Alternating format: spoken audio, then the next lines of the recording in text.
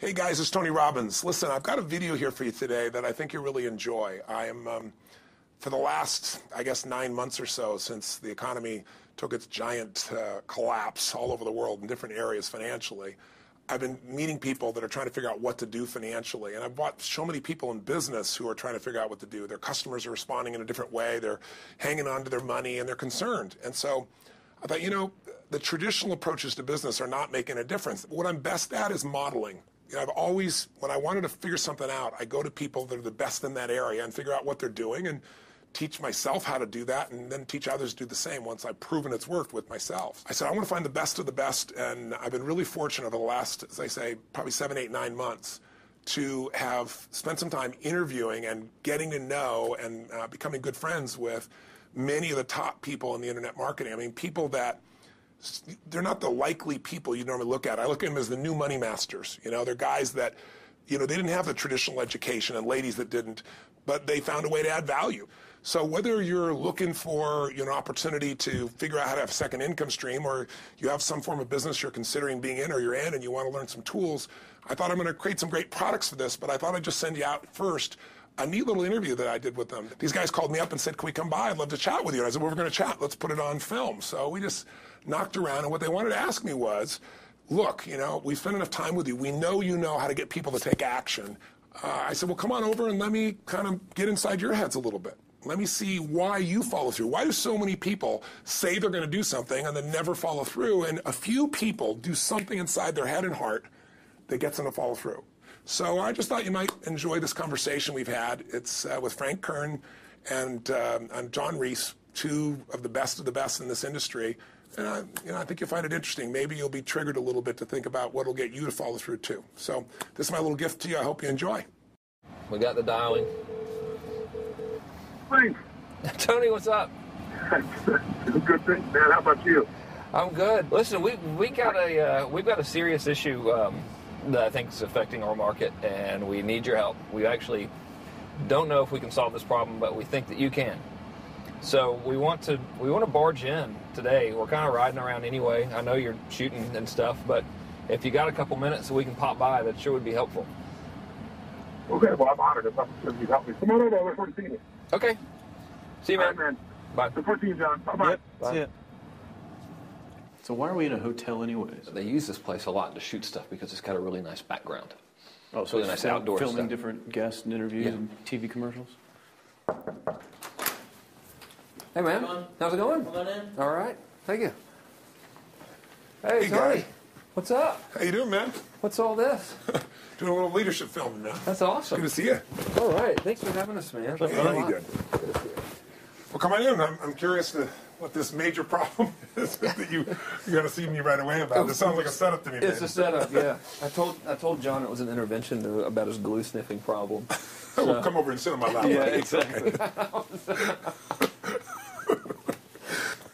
So we were doing some talking, and the big problem in our industry, we think, is a bit of a mystery. No one has the exact answer. We were actually talking about trying to figure it out, that, you know, so many people in our market get these courses that, you know, him and I both, for our own respective businesses, spend hours and hours of time, you know, recording these, you know, building these education products, these training products to show people how to grow a business or build a business.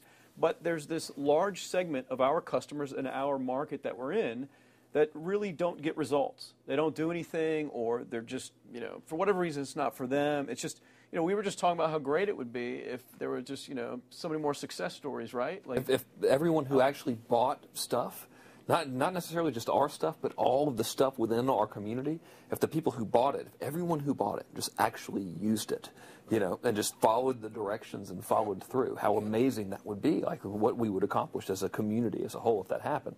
So our challenge is, what needs to happen, what kind of shifts need to happen to get people to follow through, to get people to actually use the products? You're talking about the same mystery that people have of, you know, why does somebody, you know, get that fat or they're out of control and they hate themselves, but then they go have another piece of chocolate? Or, you know, why does the person who's just, the doctors just told them they have cancer, lung cancer, and say you've got to stop smoking, and some studies show 70% of people keep on smoking. So you're not talking about a minor issue here, right? It's part of life. But there is an answer because there are people that do follow through, and there are people that never did before, and then they've never followed through in their life, and now finally they break through. And that's what I try to focus on, is what those people do. Yeah. You know, in my case, in the business world, I look at people like you, people like Dan Kennedy. Yeah. What do these guys do? Okay, I'm just going to do that to the best of my ability. And sure, you know, it's like, well, oh no, I can't write copy as well as Dan Kennedy, or I don't have as much energy and drive as Tony Robbins. Well, but you didn't start. So like, what? You didn't start out as Frank Kern. You didn't start out who you are. You started out trying to make how much? Come on. $300. Yeah. A week. A week. $300. Right. A week, yeah. And you failed at that in the beginning, didn't you? I failed pretty miserably. Yes. But it was effortless to fail. I mean, it's just like natural. Yeah.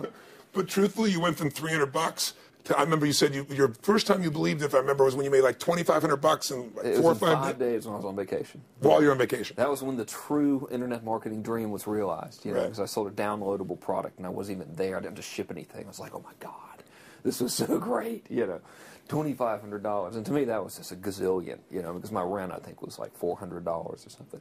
And when you've told me that story before, and you just did it again, and you get you big grin on your face. Right. You get more excitement on your face than when you talk about doing 18. Than when you talked about doing the 18 million, which I know you're proud as hell of, and you didn't get all the money, but you made 18 million bucks for somebody in 24 hours, right? Yeah. But look at your face. It's like nowhere near as excited as $2,500 in 5 days, baby. Thing, though. I mean, the $2,500 is just as there's no difference. No, there's even more, because there was a moment when you recognized what was possible, but you didn't recognize it until you actually experienced it, but you only experienced it because you had to. Right. You had to keep going until you found it, just like you did. You had to keep going until you found it. And it's like the validation that the fear doesn't have to matter anymore, that you don't, there is no other, that, you know, not having the plan B and knowing that you're going down the one path towards what you want. Yeah. It's the validation in your brain that, hey, this works. It may not work yet on the level I want it to, but it works. I've just proven it to myself. Right. And for that, I win. It's game over. I've already won. Yeah. Because I've proven it to myself. Right. So it validates everything in my mind that I want to do now just at a higher level and doing more of it. That's it. Right. You just now leverage it. You now just stack it. So what do these people need to get started? Why aren't they starting? We all know the answer is fear. But the difference with you guys or me or anybody who's followed through is we're more afraid of what life would be like if we don't follow through than the person who's willing to settle for what they got and kind of hope it'll change and maybe purchase something for the moment and then not follow through on it. It's almost like people, overachievers, have a little more fear. They're a little more afraid of missing out. They're afraid of not being there, or they got a strong enough reason to follow through. So I'd say if you're looking at home, you want to give somebody some value, go, where do I start? I'm sick of this. That's a damn good place.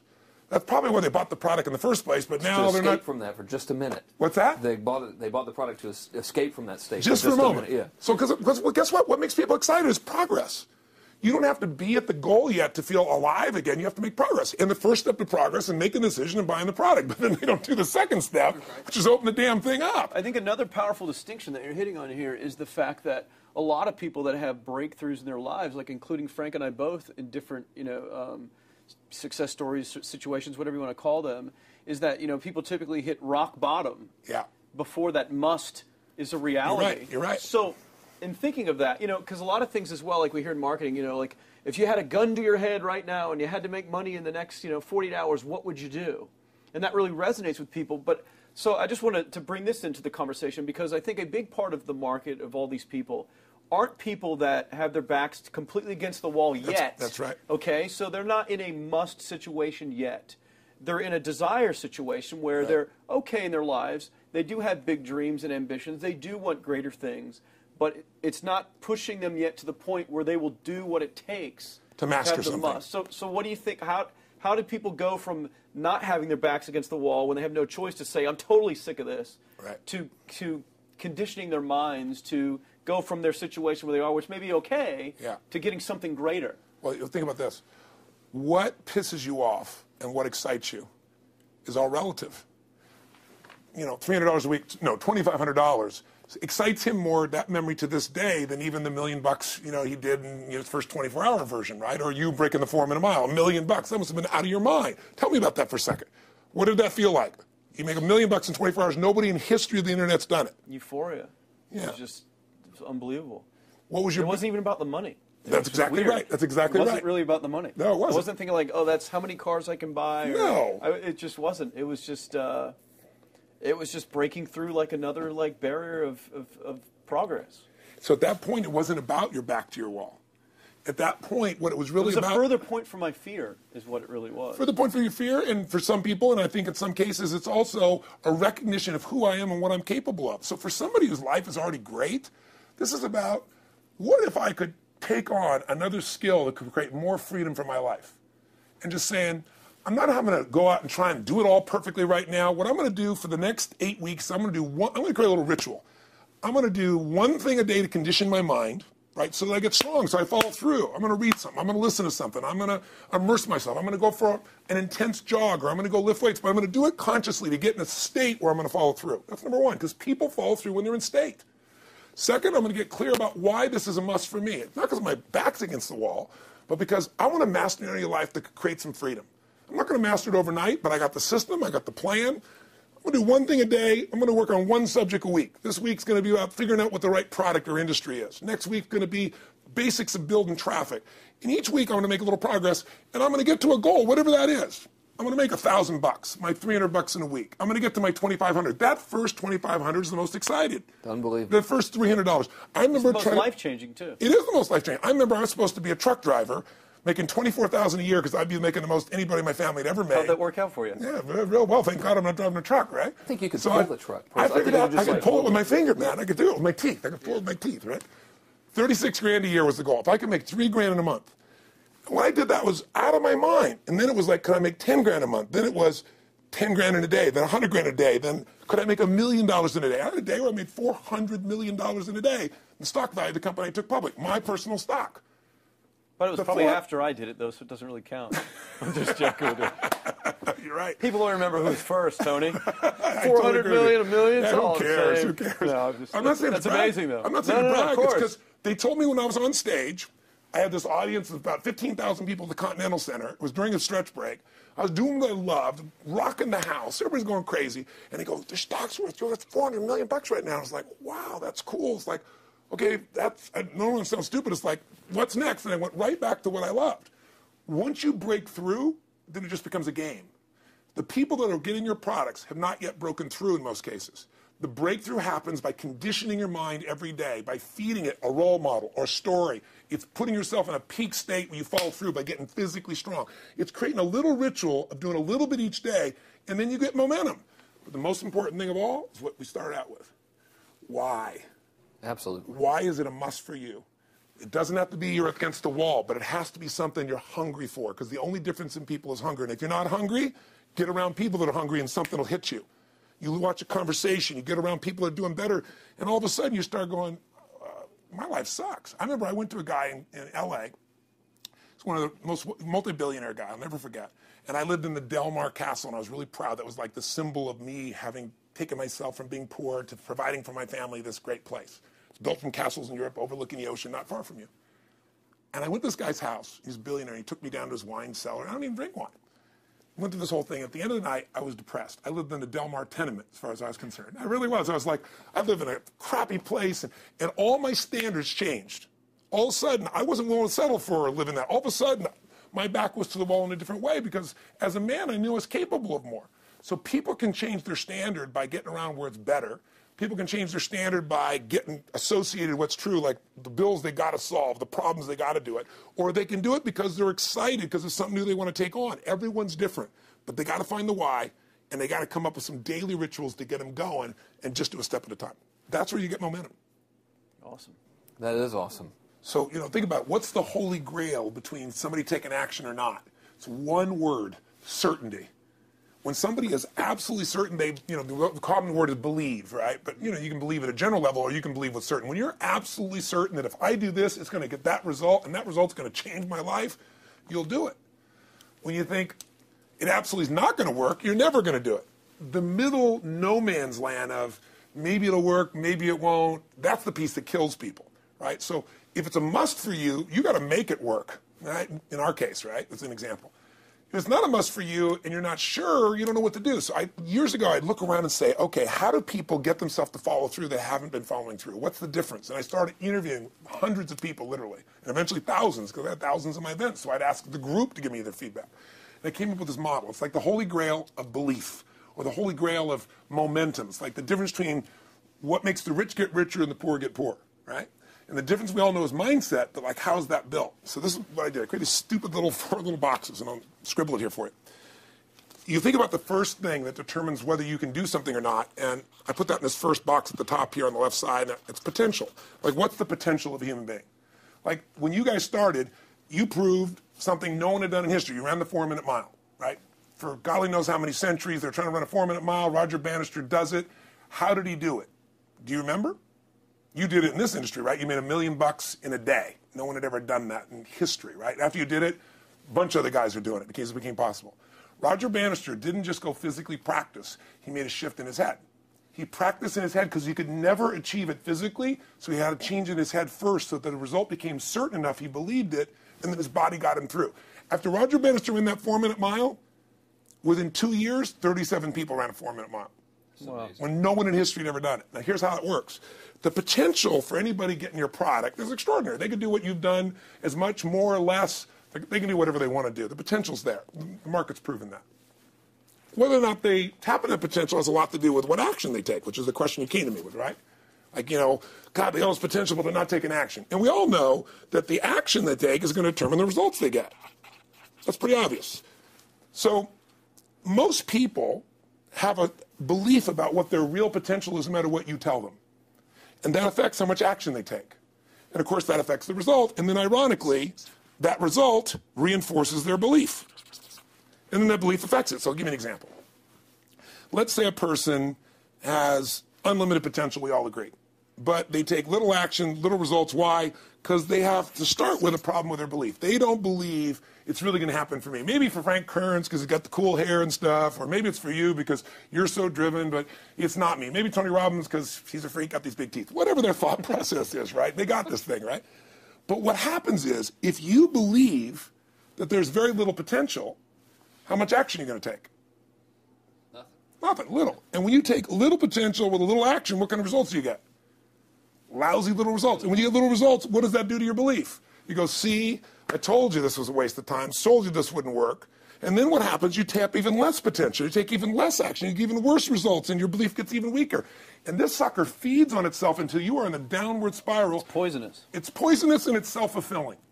Now, what if something could happen that could come along and fill you with a sense of absolute certainty? Not like I believe, but mean where you know.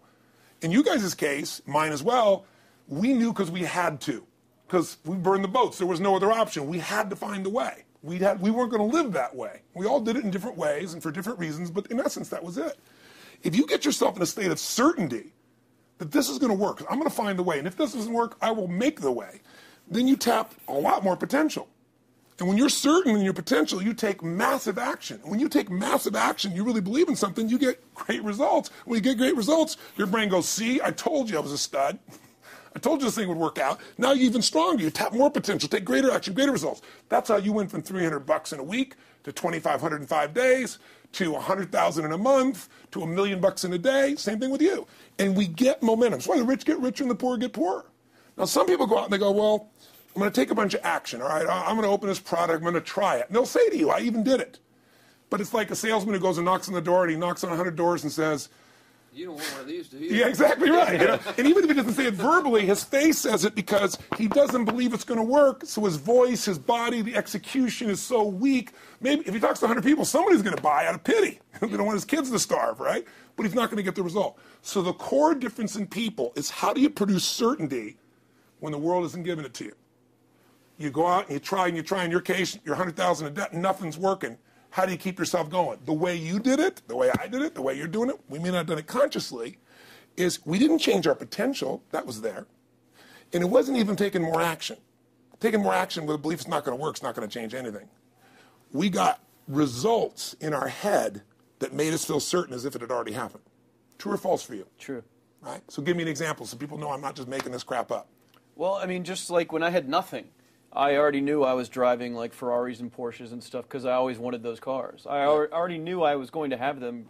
It was inevitable. Right. I inevitably, that was just my inevitable outcome. But how did you do that? Did you have a ritual? Did you think about it regularly? Was it one time you thought about it, or was it something you had an obsession towards? I had an obsession towards it. I mean, I used to work at a video store, which was the last job I ever had in my life. Thank God. And I used to go to work almost every day.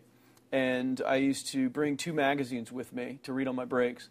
Entrepreneur magazine, just to read about business and everything else, and read about what other people are doing, look for role models. And I used to carry an Auto Trader with me. And I used to look at Porsches that were for sale. Yeah. And people always used to ask me, what are you doing with that Auto Trader magazine? I'm like, well, I'm just picking out the Porsche that I'm going to buy. Right. Which probably got you a lot of crap. I did. People made fun of me. Sure. I actually had a boss at that job tell me, you know, you really shouldn't do that to yourself, John, because it's very, very likely that is never going to happen. That it's very likely that you're never going to have that car. Yeah. That's the kind of belief he was trying to put in my head. And I was like, no, you don't realize that it's inevitable that I will drive here sometime in the near future with that car when I'm not working for you and drop movies off for you to put back on the shelf. And that actually happened. And it was one of the most fulfilling days of my entire life. And the great thing was when I pulled up in this car, I was in my mid-20s, a car that most mid-20s... What kind of car was it? It was a Porsche 911 Turbo. It was a convertible and everything. It was a beautiful car. It was one I always dreamed of having. But, you know, for a few years, I always circled the ads of which ones I was going to buy. Well, when I finally got it and I pulled up at the store, you know, I had all these people, some people that were still working at this $7 an hour job were there years after I left. And I'll never forget this, even the boss and stuff, and the reaction of the people was like, wow, that is awesome. Yeah. Is that your dad's car? And all I said to them was, not exactly. Good for you. And I just smiled and just left. But it was, you know, it's the weirdest thing, but I just knew it was going to happen. But you knew it because I conditioned myself to you did it over and over again. Yeah. When I was in high school, I was not a popular kid, but I was passionate and intense, and I'll never forget. Some particular girls gave me some crap, and a guy too. And I wrote in their journals or their annual yearbook at the end, I wrote, someday, I said, you treated me like hell. Someday I'll be rich and famous, and you'll be an effing truck driver.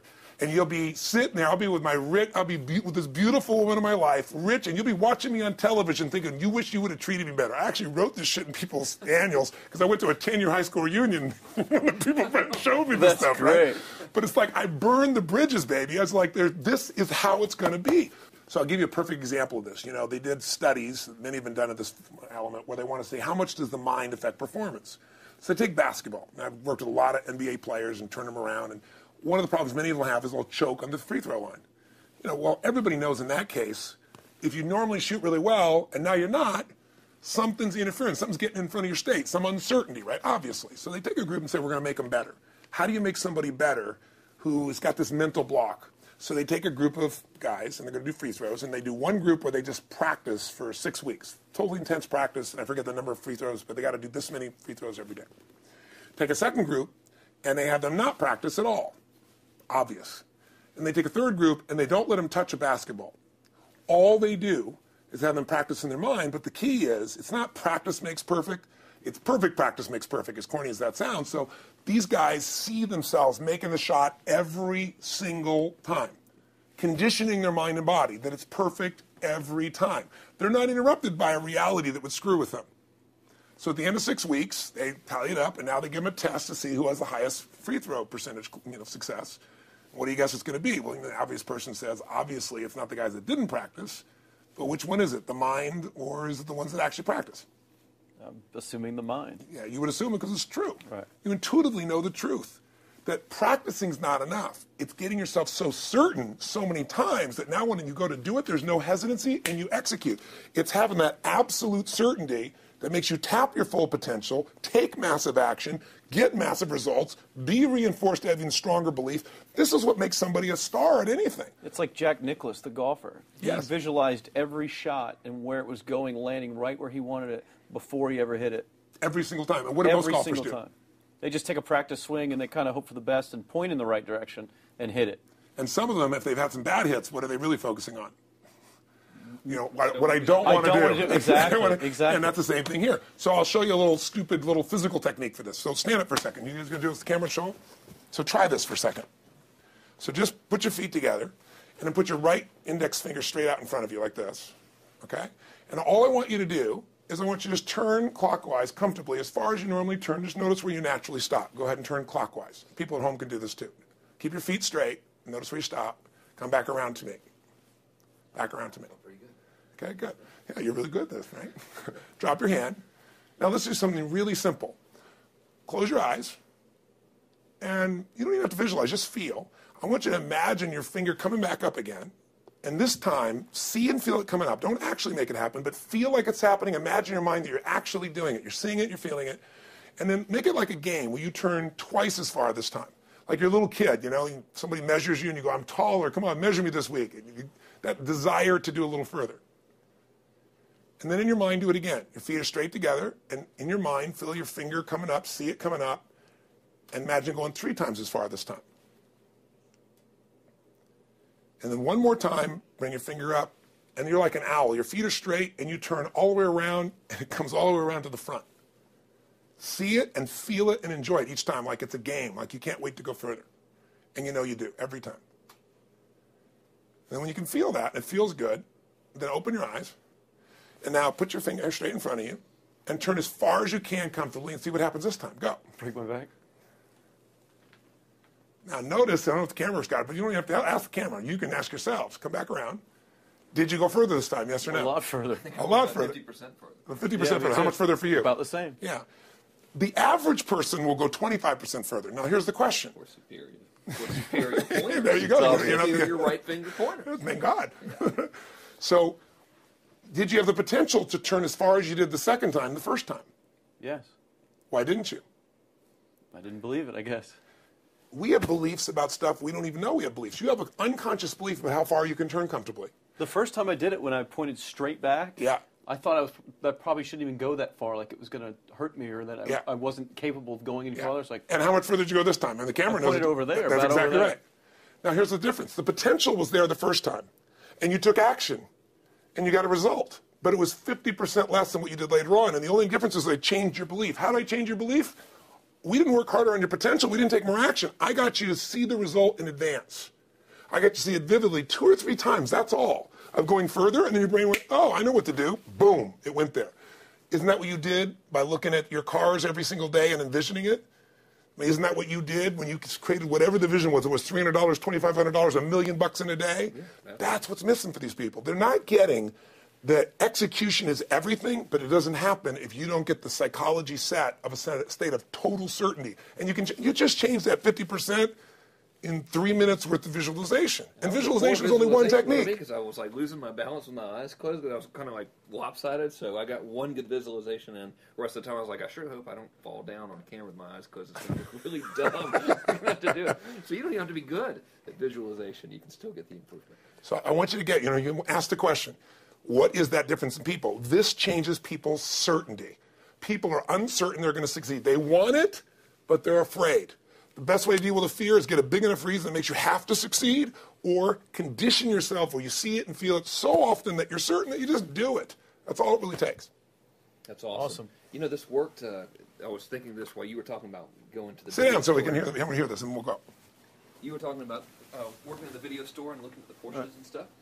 I used to drive around in my car, doing the cold calling with the credit card machines. And one way that I would avoid cold calling, the pain of like cold calling and knocking on doors and everything, would be to listen to your stuff and listen to Jim Rohn's stuff. Wow. Just drive around, no particular destination, just to listen to it. Yeah. And strangely, I still like to drive around. I prefer to listen to that stuff in the car for some reason. Because it's where you got imprinted. I guess. I mean, it's like, well, I'll just drive up and down the coast and check out the ocean. Yeah.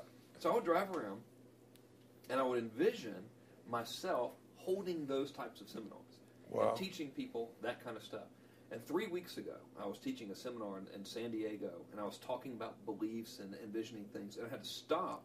And I shared with the audience, I was like, you're not going to believe this, but I actually used to envision this very moment of me talking to you right now. So it really, really works. Wow. Definitely works. Makes a difference, I'd say. I'll tell you what, I worked with Andre Agassi in 1993, I think it was. He'd been #1. He dropped to 32nd in the world. And he was literally ready to quit with no exaggeration. His father was managing him, and he was so angry with his life. And he went through some, I think, wrist surgery at the time, and he's working on his swing. And he was dating Brooke Shields at that point. They weren't married, and not his current marriage, obviously. And so she said, you got to come see Tony. She goes, I don't need motivation. He goes, he's not motivation, man. He's strategy. He'll show you how to make that shift in your head. So he comes. I work with the guy. In the beginning, he's saying, do your magic stuff. Like, oh, yeah, great, thank you. And I said, tell me, if you ever hit a tennis ball perfectly, and I'm trying to get him in the zone to remember that time, like you visioned, where he was perfect at it. He goes, of course I have, and I get him vision over and over again. And finally, he's in the zone. He's feeling that again, right? He's seeing it, and he's feeling certain, and the swing is going perfect. And I said, how's that feel? He goes, it feels perfect. I said, but are you thinking about the swing? You're not thinking about the swing. You're not thinking about how to do it.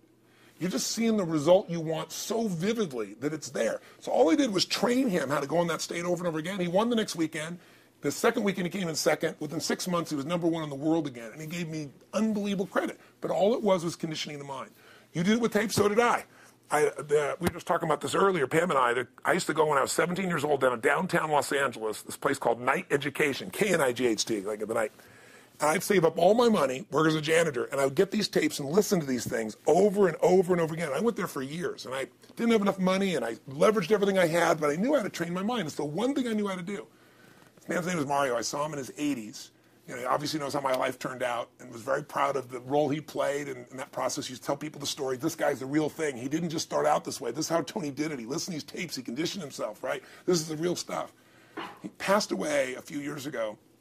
I'm calling his house, and he passed away, and his daughter was there, and she wanted to share with me that how I touched his life and so forth. But the best thing was, I thought, you know what? I want to get those tapes. I want to get that stuff that conditioned you. I want to go back to that moment like you did of, you know, that moment was visualizing, now I'm living it. And she said, he left all this in his will to you. So I have all these tapes now that are from the time when I originally went through, and like I'd go to sleep and I had these sleep tapes that conditioned my mind to believe that I could succeed even when I was sleeping, or to build energy in my body. And anybody who wants to succeed has got to know it doesn't just happen. You can buy a product, but you also, with that product, have got to condition yourself. You got to make it a must, and you got to get a ritual. And if you do it, whatever you used to dream about you thought was so huge, you'll just live it. You'll live it like you lived this yesterday. Like we're all living the life that we envision because we had to, and because we played this game with our head. We got the belief to be real by seeing it enough times and feel it enough times till our brain believed it, and then it made it happen. Which raised the potential, which made us take more action, which got us better results, which raised our beliefs again. That's right. And then that's why the rich get richer and the poor get poorer. So instead of bitching about it, change it. And this is how you change it. It's like a self-fulfilling prophecy. Completely. It's pretty easy to change. Just that one simple exercise was amazing. I'm still like, holy crap, you know, I wonder what else I can do now. But look what most people do. Most people do the opposite of that, right? They get the product or they think about doing it, and what do they envision? It not working. That's right. The excuses. So they envision it not working. As soon as they envision it not working, they feel uncertain. As soon as they feel uncertain, how much potential they tap? Little, if anything. And so they send back your product, and they didn't listen to the damn thing, you know? And guess what? What does that do, by the way? They make that as another lousy result in their life. I didn't even follow through on that, and they believe even less. This process is the Holy Grail. It's where the whole game changes, and anybody can do it, and they can do it in a few minutes. And if they do it a few minutes each day, then they get a different life. They do it a few minutes one time, their life changes for the day. We're defined by our rituals. Everybody's got rituals, certain things they do every day. And what we three have in common, and anybody that I know of who has a life that they're living that was once a vision, is we saw it again and again and again, even when it didn't work, even when you lost 100 grand, even when I'm working as a janitor. There's something we would not give up on. And if somebody watching wants to change their life, they got to decide what they won't give up on, and then put themselves in the state of momentum by a couple little rituals. That's all it takes. And I think especially when it comes to anything related to making money, like making money products or promises or courses, people are so inundated with scams and all this garbage, true garbage, that, you know, their natural thinking is that they're so skeptical. It's like they fall into the conditioning of, well, if anything's ever going to work, that thing has to prove it to me before I believe anything. So when they go to approach the thing to make more money with, they're like, well, I'm starting at zero, and this thing has to prove to me that it has any potential at all before I believe that it will. Don't you agree with that's the case? Unfortunately, I agree it's the case, but here's the truth. When somebody says to me, in my business even more, because a lot of people think I'm a motivator. I hate that term. That's never been what I've done. I do believe in energy, and I'm passionate. You know, they see 10,000 people in the room rocking, they go, oh, he's motivating them. I believe in peak state. You get a top athlete, you get in a concert, and you get in state, right? The problem is, to defend themselves so they won't be disappointed again, they lower their expectations. So someone will say to me, well, I'm skeptical or I'm pessimistic. And my response to them is, no, man, you're gutless. It takes no guts to be skeptical. You don't have to have any capacity to be a critic. And now with the web, you don't even have to own that you're the one being the critic. You can burn somebody and, you know, anonymously, right? I said, you know what? It takes guts to believe. And if you think something's going to do it for you without you putting your guts on the line, you might as well forget it right now. So this idea that I'm skeptical or they got to prove it to me, it's the biggest lie. What that really is your fear talking. You're so scared of failing, you don't even want to get your hopes up. And if you don't get your hopes up, you might say, well, what if they get their hopes up and somebody gets disappointed? How many disappointments have we experienced in our business careers and in our lives? The difference is some people take disappointment and let it destroy them. Other people take disappointment and let it drive them. And you get to choose. Are you going to turn this thing into why it didn't work and a bunch of stories and excuses, or are you going to take this thing that didn't work and figure out what are you going to do to make it work? And it may not happen the first time, the second time, the third time, but the people that are relentless find the way. And it's the common denominator in all these guys that are kind of our friends or family, money masters, the new money masters is they all did it with will. Nobody here inherited this stuff. Everybody figured it out. And keep figuring it out. And it's going to keep changing. And you say, you know what, 1% of 99% of the money being made is being made by 1% of the people, because only 1% of the people will condition their mind and condition their body and follow through some daily rituals. The rest will tell a story about why it didn't work, how it wasn't their fault. And you got two things in life. You got results or you got a story, And too many people think that that 1% is somehow entitled to it, and they're not. Which is, it's just all in the head. It's all in the their belief. It's all in the head, which can be changed with some conditioning. Basic conditioning. You just proved it to us. That's fun. That's why I made Get the Edge and Personal Power, because I understood that from the very beginning.